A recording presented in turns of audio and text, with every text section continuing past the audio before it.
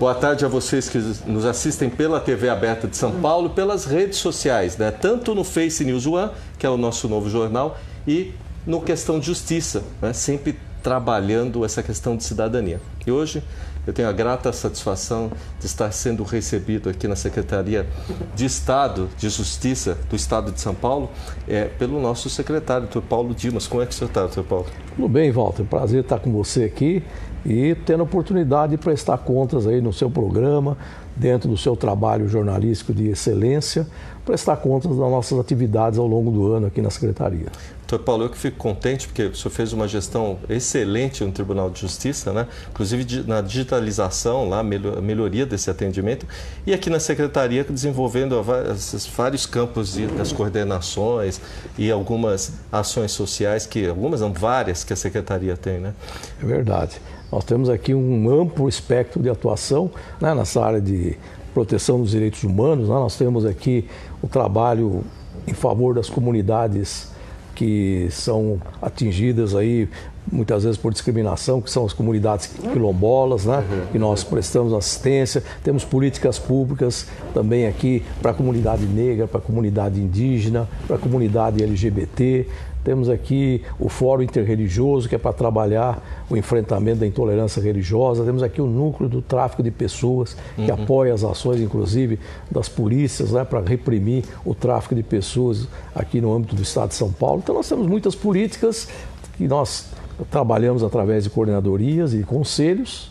E temos aqui, falando de conselhos, o Conselho da Mulher, né, e a Coordenadoria da Mulher, que a doutora Albertina Duarte cuida da coordenadoria. Então, temos aí um trabalho forte de enfrentamento da violência contra a mulher em todos os níveis, em todos os sentidos. Então, são ações importantes que envolvem, como você falou, um trabalho importante, que é o foco na cidadania, né? E fora isso, temos aí os Centros de Integração de Cidadania, os programas importantes de enfrentamento aí à violência contra vítimas, né, que sofreram aí crimes e estão agora para depor como testemunhas, né? Então nós temos aí uma série de ações importantes, Provita, o PPCAM, como nós falamos, o CRAVE, temos um centro de referência e apoio às vítimas de crimes violentos, inclusive atuou agora lá em Paraisópolis, atendendo as famílias, né, daquelas vítimas daquela ação que nós tivemos lá em Paraisópolis. Então nós temos aí várias ações importantes que depois, com o tempo, nós podemos até colocar, né, para você, né, e dizer que essas ações estão todas disponíveis no nosso site. E antes de entrar, eu queria pontuar algumas, mas eu queria trazer para a entrevista uma situação que eu nunca fiz com o senhor, para saber um pouco da sua história, né? Porque o senhor já vem de carreira, foi do MP, né? Queria que o senhor contasse, depois ficou no interior, na Baixada Santista. É verdade. Pai, já tá avô, doutor Paulo? Com certeza, 4 vezes já. Nossa, mãe do céu. O tempo passa, né? Essa história acho que a gente nunca comentou. Eu sei porque, né, a gente já conversou várias vezes, mas quem nos assiste, e já tem um pessoal ali participando, o senhor veio de que cidade? O senhor é de São Paulo? Sou de São Paulo, da capital, né? Meus pais eram de Bragança Paulista, vieram para São Paulo, já casados, e começaram aqui a construir a família, né? Meu pai contador, né? Minha mãe professora da rede estadual, né? Pessoas simples, né, que trabalhavam muito, e nós somos aí 4 irmãos, né? E eu fui o primeiro da família a enveredar pela área do direito, né? Meu pai sempre colocava que ele queria me ver juiz, e eu falava para ele, não, pode ser que eu seja advogado, pode ser que eu seja promotor, né? Mas quando eu tinha 16 anos, estava já visando vestibular para direito, falou, não, você vai ser juiz, né? Mas ele faleceu logo depois, né? E eu, durante o período da faculdade aí, né, fui estudar à noite, nem fiz estágio propriamente, né, com a dedicação que era necessária. Eu me dediquei a um pequeno comércio para ajudar nas despesas da casa e para me manter, né? E nós éramos em 4, como eu disse, 4 irmãos.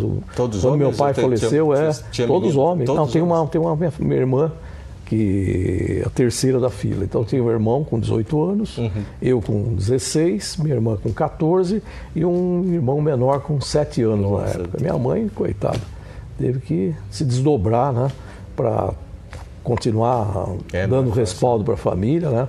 Professora da rede estadual, né?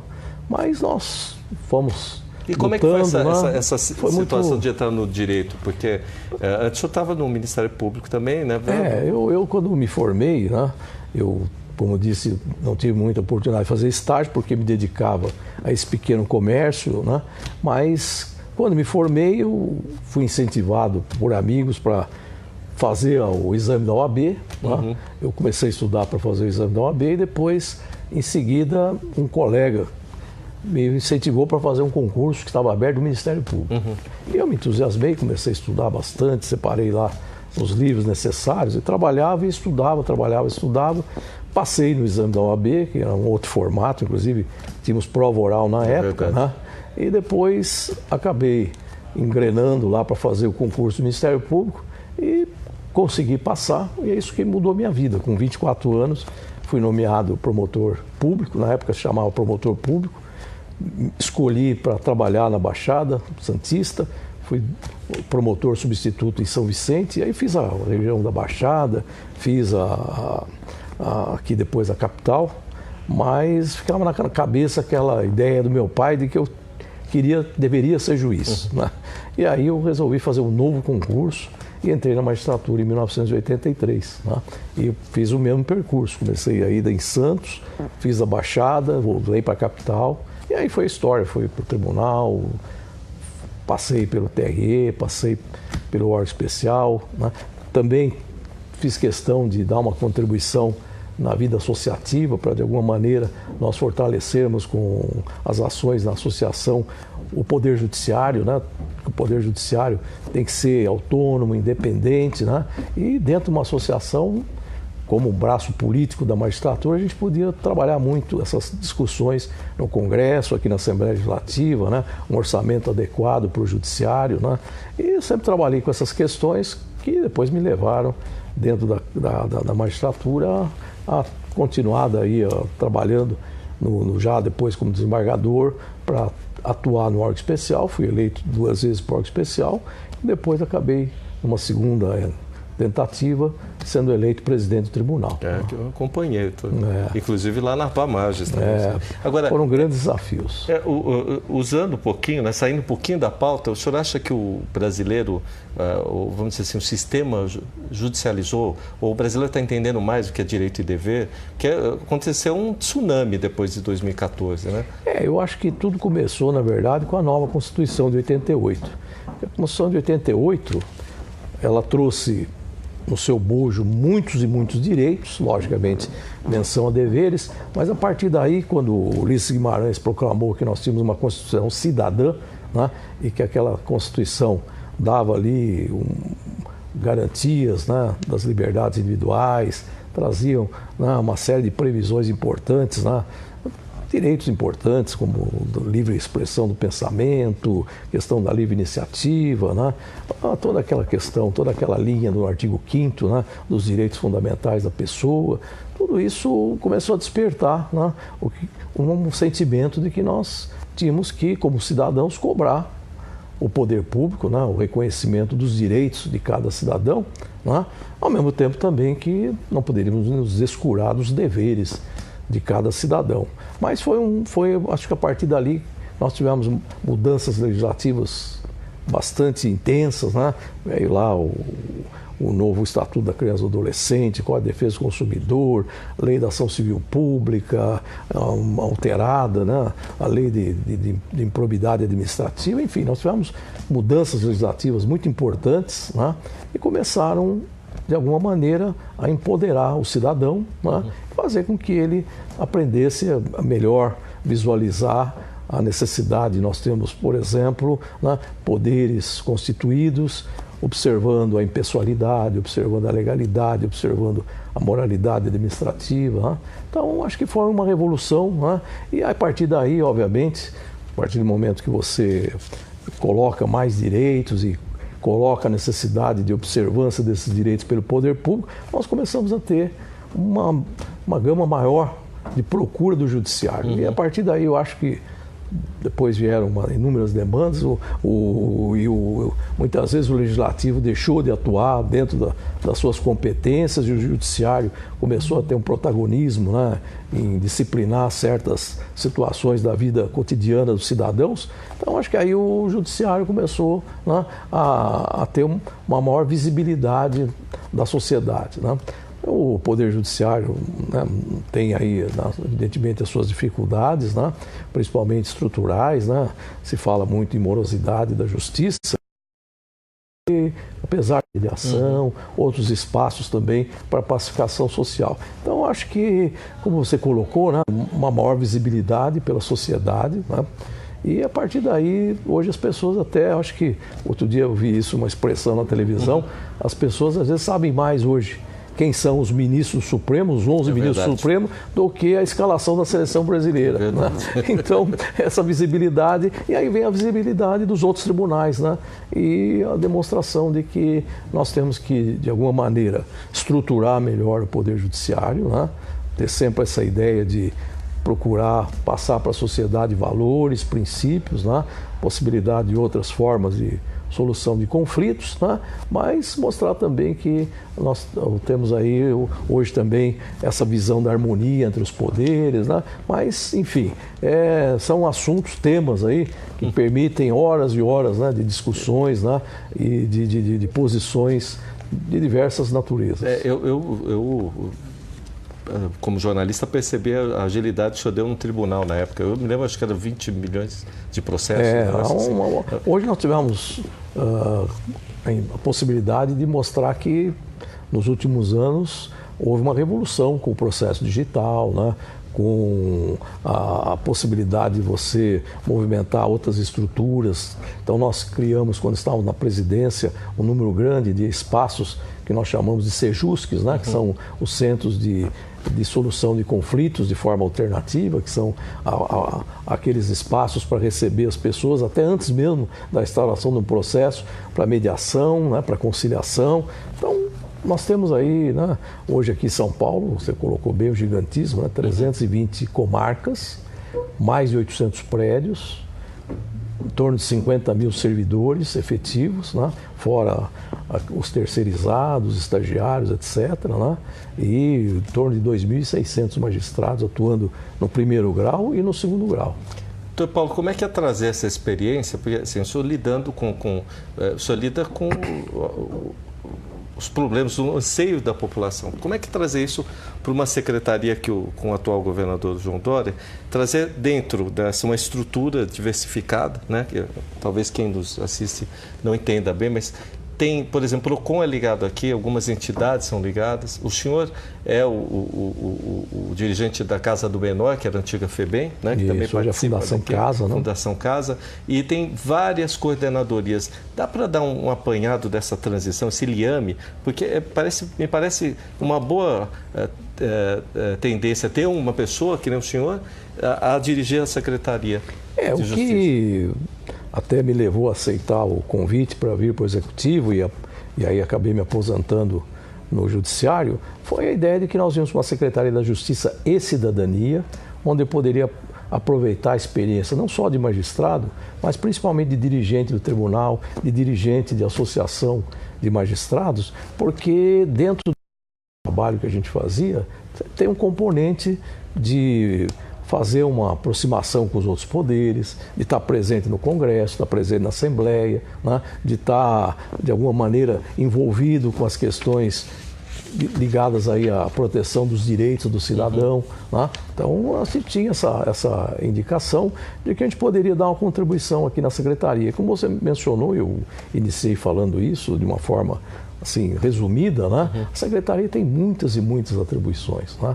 Então, se você pegar a estrutura da Secretaria, quem puder entrar no nosso site vai ver que nós temos todas essas políticas públicas voltadas à proteção dos direitos humanos, que nada mais são do que proteção dos direitos dos cidadãos, né, nas diversas áreas, esses programas de proteção que nós temos, né, os centros de integração de cidadania.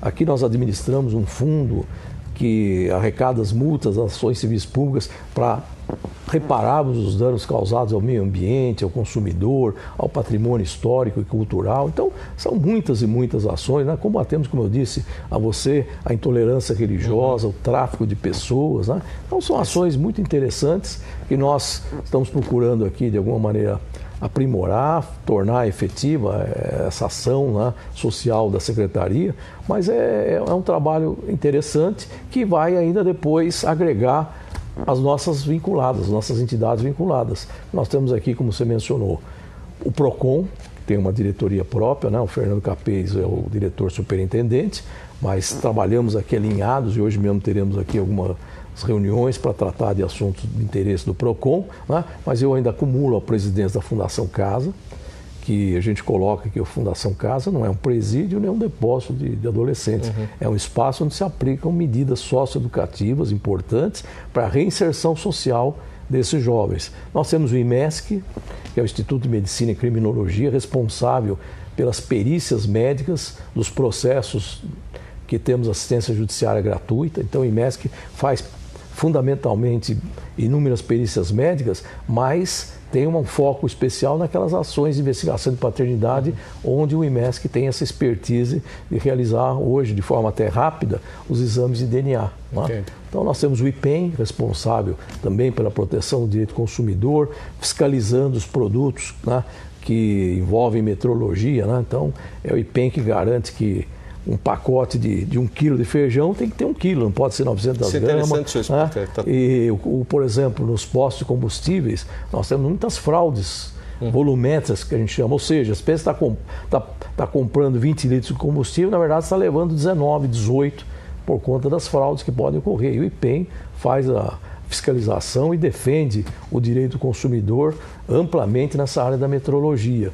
E nós temos também a Fundação ITESP, é o Instituto de Terras do Estado de São Paulo, que é responsável pela regularização fundiária e para dar apoio aos assentados, aos assentamentos que nós temos aí, né, a partir das reformas que se realizam no campo, né, para trazer o pequeno agricultor para ter o seu espaço para produzir, né, e também o apoio que o ITESP dá para as comunidades remanescentes de quilombos, principalmente ali no Vale do Ribeira. Então, vejo quantas ações importantes, né, que a gente tem, né, e que são relevantes para a cidadania. Eu ia realmente meio que dar uma pincelada em cada uma, mas uma questão aí que está aí muito em voga é a questão, inclusive teve essa semana mulher, né, que tem acontecido, direito e dever e tal, que é uma das coordenadorias daqui, né? Como é que o senhor tem violência contra a mulher? Uma pauta que no Brasil parece que é recorrente e não se resolve, né? Olha, aqui um dado importante, você até mencionou aqui no início, o governo hoje do Estado de São Paulo, por conta do dinamismo, do foco, da determinação do governador João Dória, tem um trabalho intersecretarial, né? Um trabalho transversal, onde todas as secretarias trabalham de forma integrada, de forma colaborativa. Toda sexta-feira temos uma reunião presidida pelo governador e pelo vice-governador com todos os secretários, e onde nós apresentamos as ações de cada pasta e a gente se integra, né? Então, nessa linha da proteção da mulher, nós temos muitas ações integradas, né? Secretaria da Segurança, trabalhando a ampliação das delegacias da Mulher 24 horas, aquele aplicativo SOS Mulher, né? Para a mulher acionar um simples botão no celular e ter, né, imediatamente a presença da polícia. Tem. As mulheres que recebem medidas protetivas do judiciário, elas podem acionar esse botão no seu celular, baixando um aplicativo, porque ela já está cadastrada por força de ter recebido uma medida protetiva do judiciário, e a partir daí ela acionando o botão, em 15 minutos tem que ter uma viatura lá, onde ela se encontra para dar a assistência necessária. E nós temos, por outro lado, aqui na Secretaria, o trabalho de campanhas, né, de conscientização do valor da mulher na sociedade, né, da mulher, né, trabalhando no empreendedorismo, né, a mulher tendo a sua independência financeira para não ficar sob o jugo de um agressor. Né. Então a gente, por exemplo, no Centro de Integração e Cidadania, trabalhamos com a possibilidade de tornar a mulher empreendedora, né, capacitar, qualificar a mulher, né, nos centros de referência e apoio às vítimas, fazemos um atendimento psicossocial das mulheres vítimas de violência, né? Então trabalhamos, né, além das campanhas de conscientização, outras ações importantes de apoio às mulheres. Agora, no 8 de março de 2018, 2019 na verdade, nós lançamos a campanha Mulher Você Pode, né? E mostrando mulheres que defendem mulheres, que são as juízas e promotoras que atuam nessa área com muita intensidade. Mostramos as mulheres que são empreendedoras e que são pessoas com coragem, que desafiam as adversidades e são o esteio da família, né? Como aqui nós até mostramos 2 servidoras da própria secretaria, que são mães e avós, cuidando delas, da família, sem qualquer apoio de um homem, né? Então, a gente mostra que é uma realidade, que é uma realidade do país, né? Então, a gente tem, no âmbito da Secretaria, do próprio Estado, né, muitas ações importantes de apoio à mulher, né? Quando eu estava na presidência do tribunal, nós lançamos lá uma campanha importante. A gente colocava lá, rompa o silêncio, né? Mulher, você não está sozinha, né? Fazendo a comemoração dos 10 anos da Lei Maria da Penha. Doutor, já que a gente tocou, né, do seio da família que é a mulher, eu queria que você falasse da criança, né, do adolescente, né, qual tipo de trabalho, fora a Fundação, né, Fundação Casa, qual é o tipo de campanha que agora a Secretaria tem feito para atuar nessa área? Olha, o que a gente coloca lá, inclusive nas reuniões, né, o grande mote, né, é fazer com que a educação, né, possa alcançar o maior número possível de jovens, adolescentes e crianças, né? Não podemos ter crianças fora da escola. O governo está muito preocupado em ter o maior número de escolas em tempo integral. Né? Esse é um trabalho importante, porque o que nós constatamos, né? Outro dia fizemos um levantamento, como eu disse, estou presidindo a Fundação Casa, que aplica medidas socioeducativas para os menores infratores. Nós identificamos que 70% dos meninos que chegam para a internação, eles estavam fora da escola há mais de ano.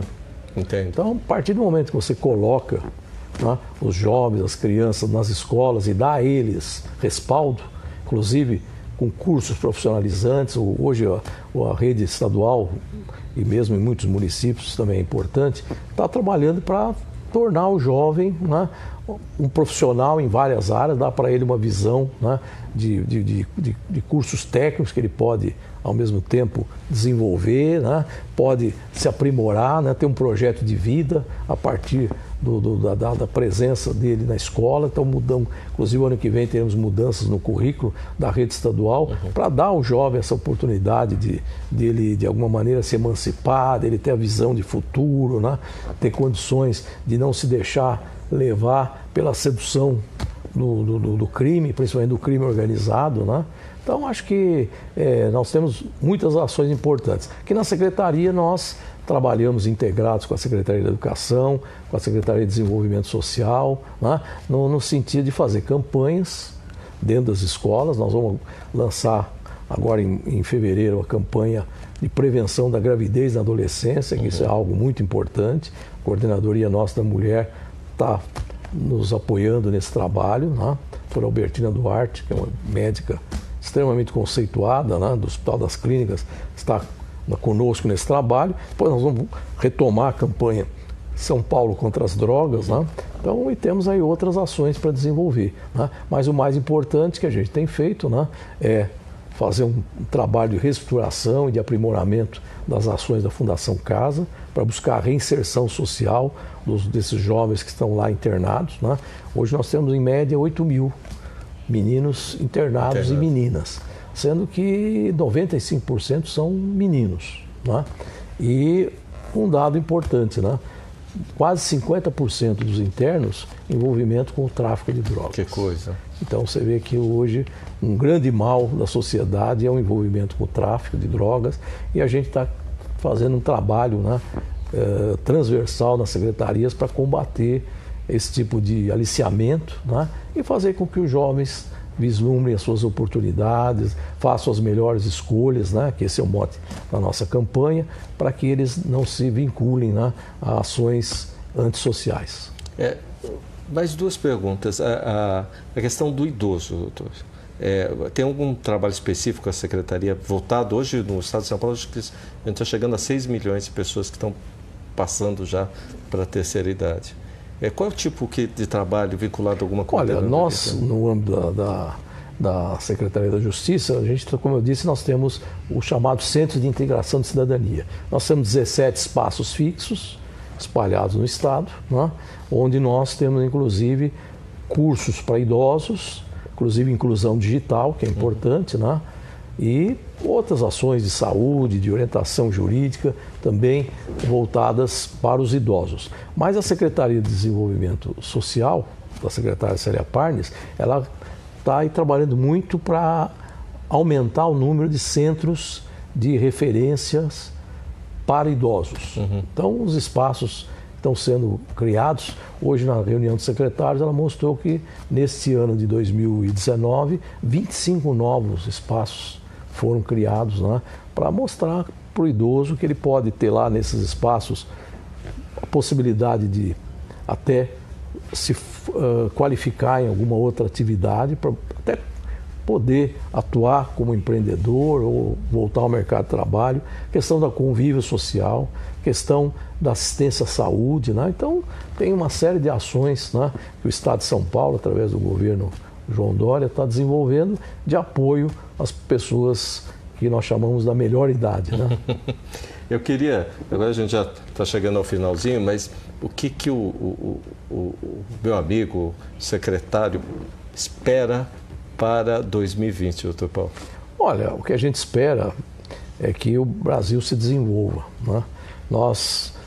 A gente assiste aí, nos últimos anos, um quadro de recessão, de desemprego, isso leva ao desalento de muitas pessoas, né? E leva a uma degradação social intensa.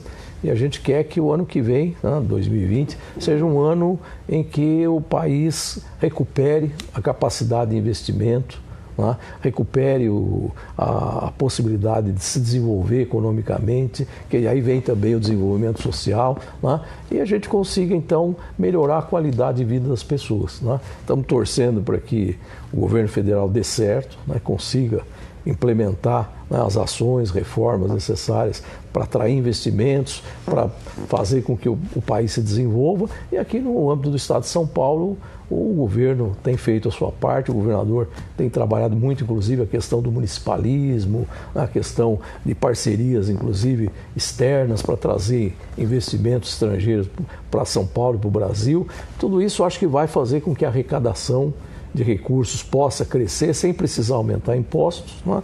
E que a gente possa, a partir daí, investir recursos na saúde, na educação, né? Na segurança pública e em ações sociais, de modo geral, né?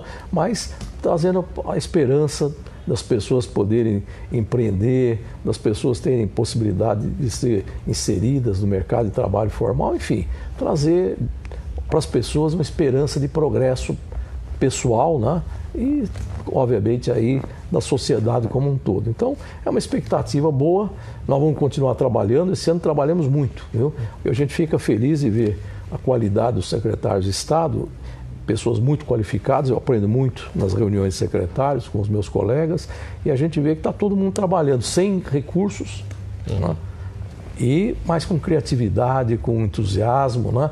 E com muitos resultados positivos em todas as frentes. Então, o que eu digo às vezes, trabalhar com dinheiro, com recursos, é muito mais fácil, né? Mas trabalhar com uma situação de recessão, né? Uma economia difícil, né? Isso é complicado. Mas o ano de 2019 encerrou para São Paulo, principalmente, com um balanço altamente positivo. O PIB aqui foi o dobro do PIB do país como um todo, né? Então, mostrando a nossa possibilidade de protagonizar ações que levam ao desenvolvimento, que levam ao crescimento, né? E eu tenho certeza que o ano que vem os desafios serão, né, os mesmos e até, às vezes, até maiores, porque nós vamos tentar recuperar uma situação de desenvolvimento, né? E nós vamos ter, se Deus quiser, dezembro do ano que vem, muito mais a comemorar. Eu espero estar aqui de novo. Com certeza. Conversando com o senhor. Com certeza. Estaremos sempre aqui. Eu agradecer porque teve conta do nosso trabalho. E como tem na internet também, teve até like para o nosso secretário, né? Like quer dizer coisa boa, doutor. Então, ótimo, né?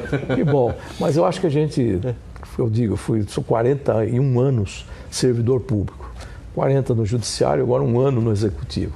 E a gente tem que saber trabalhar, recebendo sugestões, ouvindo as pessoas, assimilando, recebendo as críticas como algo positivo para melhorarmos, para trabalharmos melhor, né, as políticas públicas. Então, acho essa interação com a mídia, com a população, acho que isso é fundamental para qualquer agente público. Certeza absoluta. Eu acompanhei o trabalho do senhor no tribunal, sei que o senhor ajudou a ter um desenvolvimento rápido e dava amparo ao jornalista que ia lá perguntar, conversar com o senhor, saber.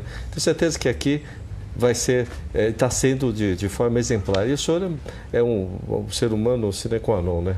Exemplar, viu, doutor Paulo? Tenho orgulho de ter amizade com o senhor. Fica feliz que você é um jornalista de tantos anos, empenhado aí também no trabalho junto à nossa OAB, né, que tem uma missão fundamental, né, no resgate aí, na preservação dos valores democráticos. A gente sabe do seu trabalho, das suas ações importantes. Você é uma pessoa que merece o nosso respeito, a nossa admiração, e dizer que a gente fica feliz quando tem a oportunidade de participar, né, de um programa como o seu, com essa ideia de prestar serviços e dar informações para a sociedade.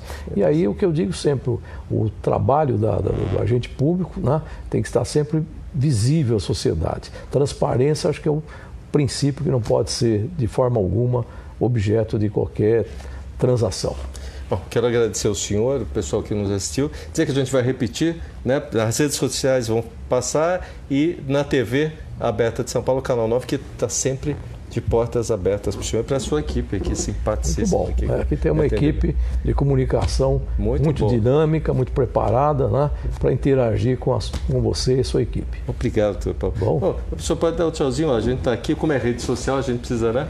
Aqui, vamos ficar numa posição aqui, para o senhor aparecer mais no finalzinho, olha lá, e dizer um tchau para vocês, feliz ano novo aqui com vocês. É isso mesmo, que todos tenhamos um ano novo com muita luz, né, com muita paz, e com muita esperança. Eu acho que o que nos move sempre é sonhar alto, pensar grande, né, e ter esperança. Obrigado, doutor Paulo. Um abraço, tudo de bom. Obrigado pela oportunidade. Obrigado.